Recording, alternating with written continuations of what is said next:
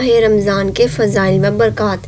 رمضان مبارک کا مہینہ اپنی خصوصیات اور فضائل و برکات کی وجہ سے امتیازی شان رکھتا ہے۔ رسول اکرم صلی اللہ علیہ وسلم نے فرمایا کہ جب رمضان آتا ہے تو جنت کے دروازے کھول دیے جاتے ہیں اور وہ دوزخ کے دروازے بند کر دیے جاتے ہیں اور سرکش شیاطین کو قید و بند میں ڈال دیا جاتا ہے۔ اس ماہ مبارک کا ابتدائی عشرہ رحمت، درمیانی عشرہ مغفرت اور آخری عشرہ دوزخ سے آزادی کا وقت ہے۔ رمضان میں بے حساب برکتوں اور رحمتوں والی ایک رات شب قدر آتی ہے جو قرآن کریم کے ارشاد کے مطابق 1000 مہینوں سے بہتر ہے۔ اس بابرکت مہینے میں اہل ایمان کے رزق میں اضافہ کیا جاتا ہے۔ اس مبارک مہینے میں قرآن پاک نازل کیا گیا جس کی ہدایت کی بدولت انسانی زندگی میں ایمان و یقین کی روشنی آئی، امن و امان کی فضا پیدا ہوئی۔ اس مہینے میں دن کے روزوں کے علاوہ رات میں ایک خاص عبادت کا عمومی اور اجتماعی نظام قائم کیا گیا جو تراویح کی شکل میں ملت اسلامیہ میں رائج ہے۔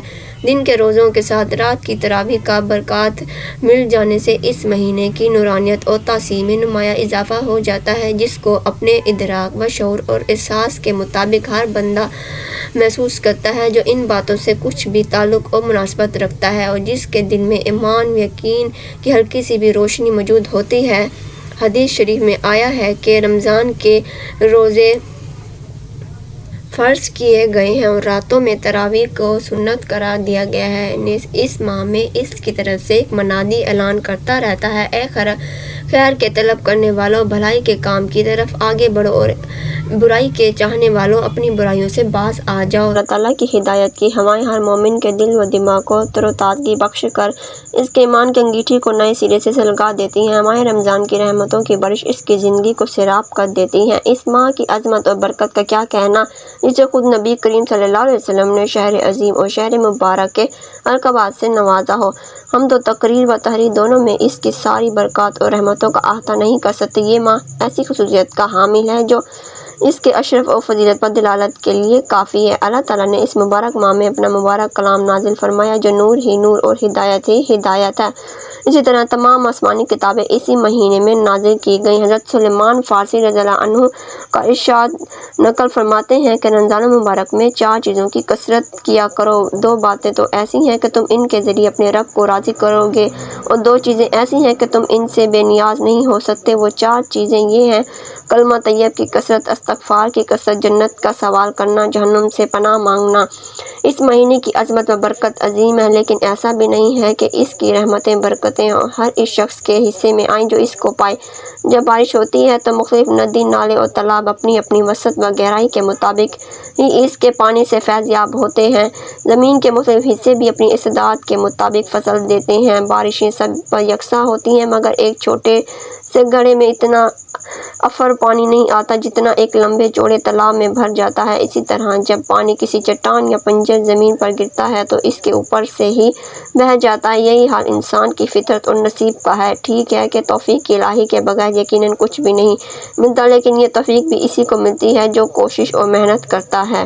رسول اکرم صلی اللہ علیہ وسلم نے روزوں کی فضیلت اور اس کی قدر و اہمیت بیان کرتے ہوئے ارشاد فرمایا، آدمی کے ہر اچھے عمل کا ثواب روزے کے نتیجے میں 700 گنا تک بڑھا دیا جاتا ہے۔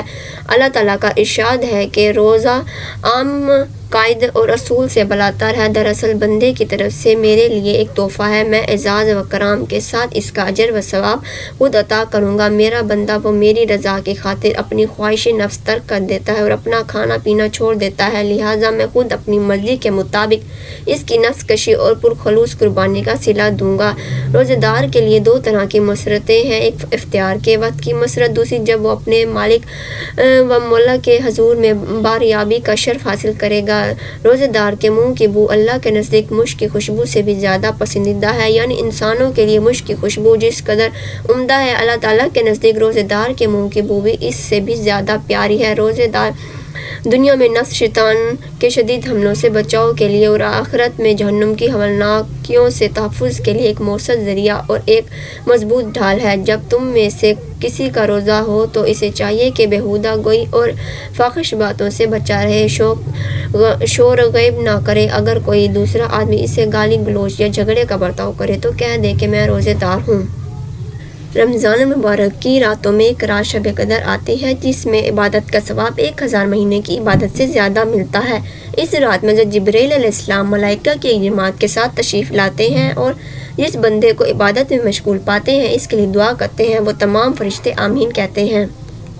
چونکہ اس امت کی عمریں بنسبت پہلی امتوں کے کم ہے، اس لیے کہ حق تعالیٰ نے اپنے فضل و کرم سے ایک رات ایسی عنایت فرمائی کہ جس میں عبادت کرنے کا ثواب 1000 مہینے کی عبادت سے بھی زیادہ ہے، لیکن اس رات کے تعین کو پوشیدہ رکھا گیا تاکہ لوگ اس کو تلاش کریں اور بے حساب ثواب حاصل کریں۔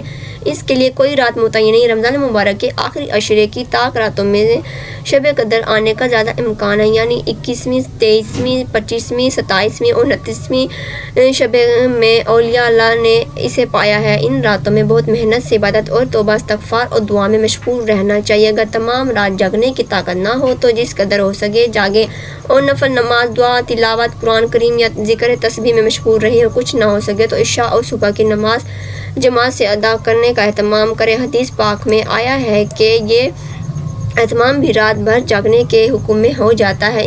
حضور اکرم صلی اللہ علیہ وسلم نے ارشاد فرمایا، جب شب قدر میں جو ایمان اور ثواب کی امید کے ساتھ عبادت کرے گا اس کے تمام پچھلے گناہ معاف کر دیے جائیں گے۔